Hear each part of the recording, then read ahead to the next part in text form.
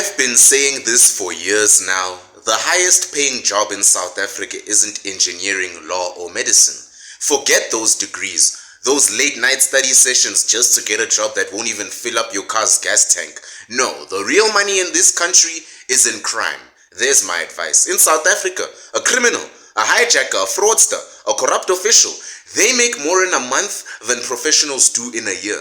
And guess what? No student loans, no long hours, free money, tax-free.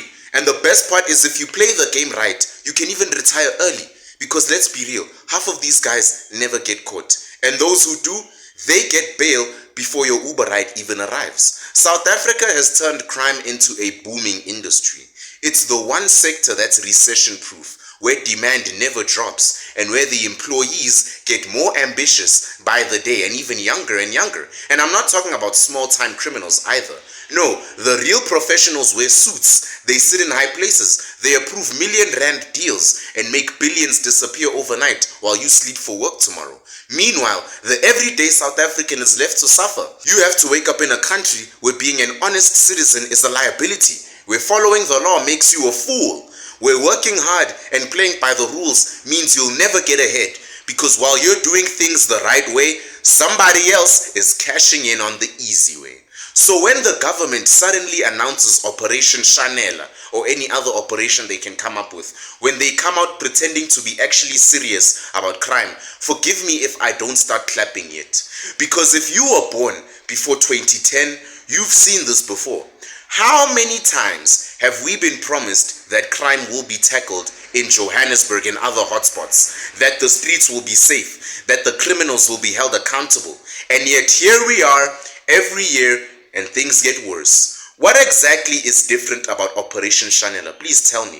This supposedly seriously taken operation by the SAPS to finally clean up the city of Johannesburg, like the Batmans and Robins they are. I'll tell you what's different. Nothing. Let's not waste time here. Operation Chanela will change absolutely nothing.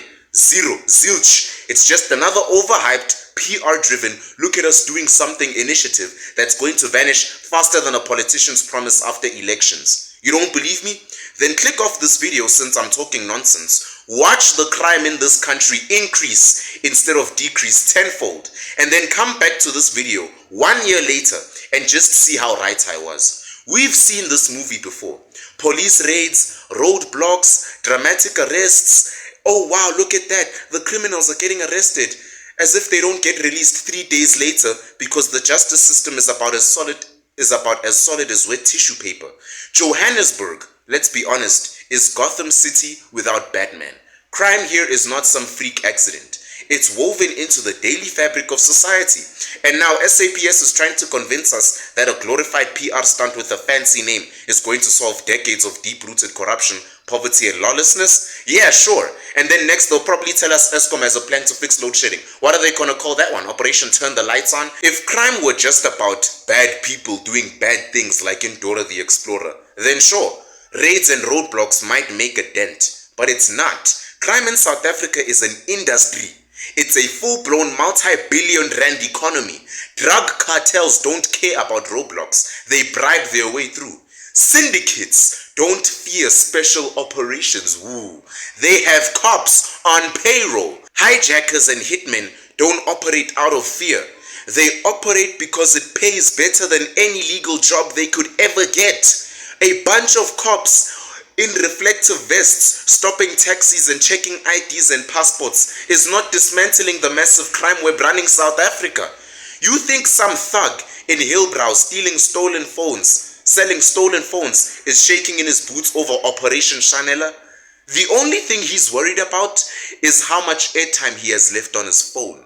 You ever notice how every few months there's another breaking news story about SAPS officers being involved in crime? I'll give you an example. Just a few months ago, police were caught selling guns to criminals. Officers escorting heist crews instead of arresting them. Detectives leaking case information to the suspects they were supposed to be investigating. And now these same people are supposed to be the heroes of Operation Chanela. Bruv, that's like hiring an arsonist to be your fire marshal. South Africans don't fear criminals because criminals are the police. How many times have people reported crimes only for the cops to show up late, take some notes, and then absolutely do nothing? But the moment you don't pay e-tolls, suddenly the law works with military precision. They track you down, Baba. Operation Chanela will fail because the very people running it are part of the problem. You can't clean up a house that's already infested with termites. Oh, but look at all the extra cops on the street, Sama. They're trying their best. Yeah, and that means nothing when the criminals don't even take them seriously. Let's be real. Criminals in South Africa don't run when they see a cop. They negotiate. They are businessmen. They know SAPS officers aren't out there to fight crime. They're out here to collect bribes, do the bare minimum, get cool drink, and then clock out early.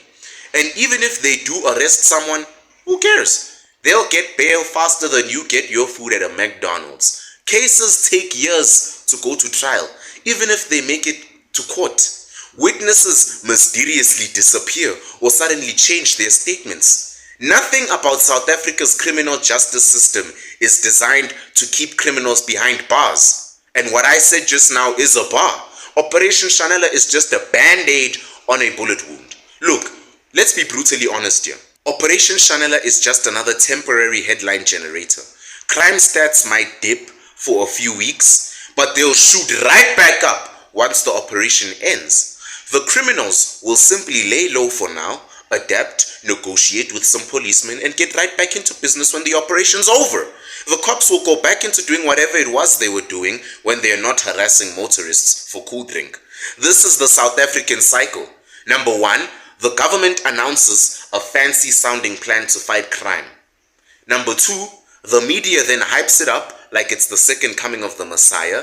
3, some raids happen, some arrests are made, gancane, and then everyone claps like seals. Number 4, a few weeks later, everything is back to normal. Number 5, rinse and repeat. Operation Chanela is at best just a knee-jerk reaction to an ongoing problem. The idea that a couple of months, maybe even a few weeks of police activity, roadblocks, and press statements will solve decades of systemic issues is just absurd to me. When you've got a problem as entrenched as crime, corruption, and inequality, these kinds of flashy operations are just band-aids for a much deeper wound. Because once the operation is over, the same problems will just be waiting. Just like any reactionary measure, it lacks sustainable strategy. The problem with the police stepping in and saying we'll fix this now is that they are not thinking about what happens after the media attention fades. Are the police going to continue patrolling 24/7? Are the gang leaders going to suddenly disappear? The root causes will remain untouched, and when the lights go out, the crime will slip right back in like a smoke of Satan in a church. You think a couple of roadblocks will change the mentality of criminals and gangsters who have been operating for years in a system that doesn't give a flying fluff? Operation Chanela completely ignores the fact that the real battle here is in rebuilding trust between the police and the people. If people don't trust people in the uniform, the game ends before it even starts. South African police force might be patrolling the streets right now, but what are they actually protecting? The people or the system? Us or the politicians? Because the loyalty between the criminals and the people on the streets who are forced to live in fear of them runs so deep that just putting up a few barriers isn't going to fix it. No amount of force will stop someone who's already desperate or willing to risk everything because they see no other option. People live in fear now. There's no more witnesses. They don't want to get shot. Let's be honest. Operation Chanela is essentially mowing the lawn without planting any new seeds. If you want to change the state of Johannesburg, then you've got to fix the fundamentals. Mowing a lawn looks good on the surface, but if the grass isn't growing properly or if the soil is poor, you're going to have to keep mowing it over and over. That's what Operation Chanela is, just a temporary solution that doesn't address the root causes of crime: poverty, lack of opportunity, and hopelessness. You might clear the streets for a bit, but you haven't fixed the reason why people resort to crime in the first place. So if you're serious about eradicating crime for good, you need to recognize this one simple fact. Criminal organizations are not random. They are organized, sophisticated, and deep networks of people who protect each other. You can stop a few street-level criminals with a roadblock, But if you're not taking down the kingpins, the ones who have the resources, the contacts, and the know-how to evade the system, then you're just doing nothing. Operation Chanela is essentially just chasing shadows. By the time the police have blocked a few streets, those criminal organizations are already regrouping and reactivating elsewhere. It's like trying to destroy a tree by cutting off the branches, but leaving the roots intact. What are you doing then? Because the tree will grow back fast. You want to know why Operation Chanela might actually make things worse? In fact, because it's taking attention away from the real conversations that need to happen. You know, the ones about the government accountabilities, economic reforms, and economic solutions. By turning the issue of crime into a media circus, the government is giving the impression that it's doing something when in fact it's avoiding the hard work it's supposed to be putting in. True change isn't the number of criminals caught or arrests made. It's in fixing the broken system that creates these problems in the first place. But Operation Chanela, it's political theater.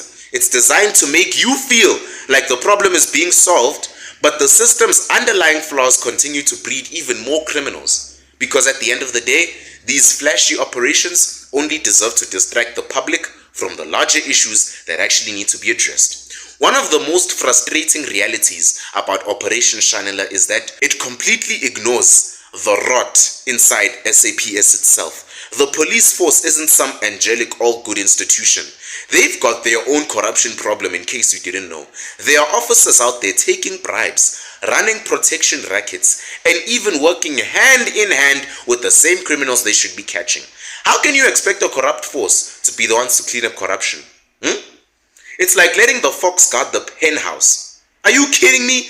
Unless there's some serious reform inside the South African police force where we're talking about cracking down the rogue officers and completely revamping the leadership structure, then any effort like Operation Chanela is just going to be another failed initiative. Tell me if I'm telling lies. How do you expect to fix crime when your own forces are part of the problem? Bruv, criminals today aren't just random thugs. They're intelligent, strategic, and they know what they're doing and they know how to stay one step ahead of the system. The criminals running the drug trade, the gang violence, the illegal syndicates are not just waiting for police roadblocks to come crashing through. They've already got people on the inside, early warnings, and resources that let them move smarter and faster than short-lived operations. A roadblock might stop one or two guys, maybe one or two Malala pipes, but the whole operation can shift underground or move elsewhere in a heartbeat. You need a deep, sophisticated approach to outsmart these people, not just a show of force. And with Operation Chanela, that's exactly what we're seeing. A show. The SAPS is already dealing with so many issues, from lack of funding to staff shortages and logistical problems. So what happens when you ask them to pull off a massive operation like this? They've stretched thin, too thin. You can't just create superheroes out of overworked officers. Operation Chanela might sound like this good idea on paper, but be honest, when it comes to the actual execution, it's like asking a broken machine to do a job it wasn't built for. Because there's no backup, there's no clear funding, and there's no real strategy beyond the initial spectacle. You're setting up a system for failure because the force simply doesn't have the resources to maintain it. This is a feast for failure, and the public's going to get a front row seat to it. And let's not forget what this is really about.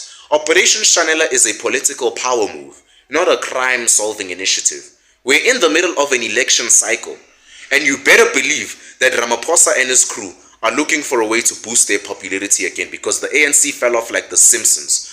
What a better way to win off the people than promising action against crime, right? It's the same playbook they've been using for years. Make the people feel like you're doing something about their biggest fear, which is crime, and then they'll forget about all the decades of mismanagement, corruption, and disgraceful leadership. The operation is designed to be a distraction, to give the illusion of control while the real problems continue to fester.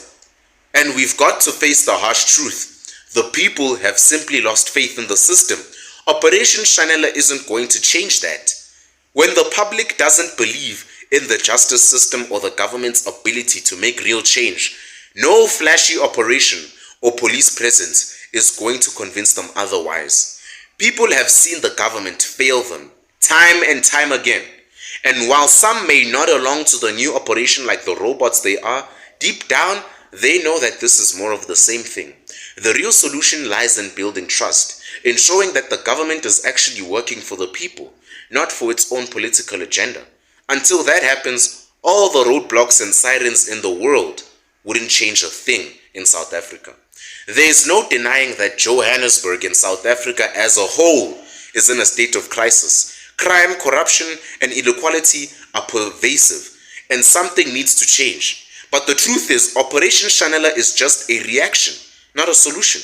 It's a flashy performance meant to give the impression that the government is doing something about your problems, when in reality, it's just kicking the can down the road.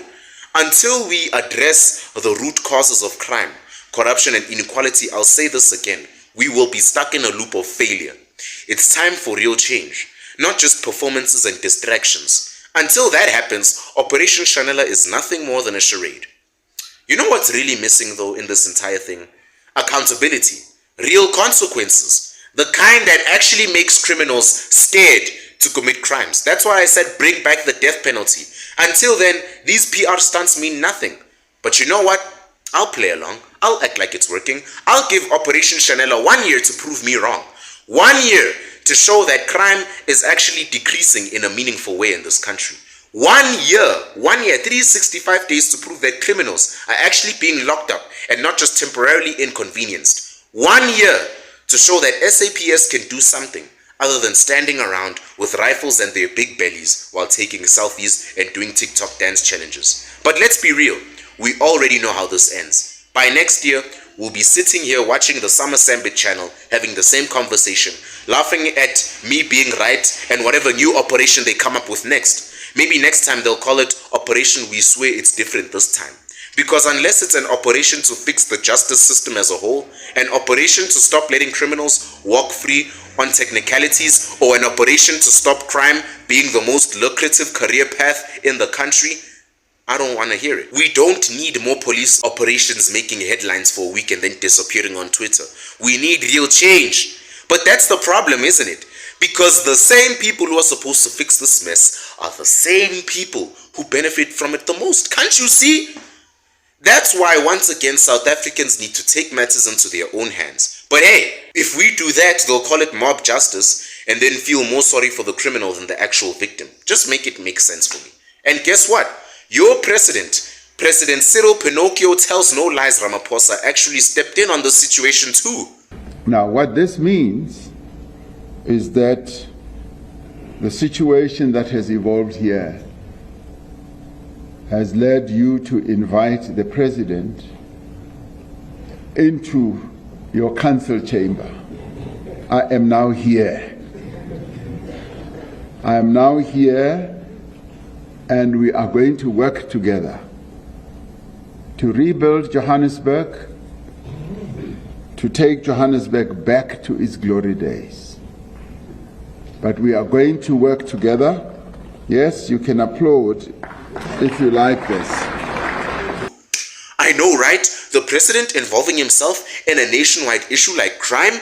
Oh, how humble of him. He deserves more Nobel Prizes than Mandela and Martin Luther King Jr. combined.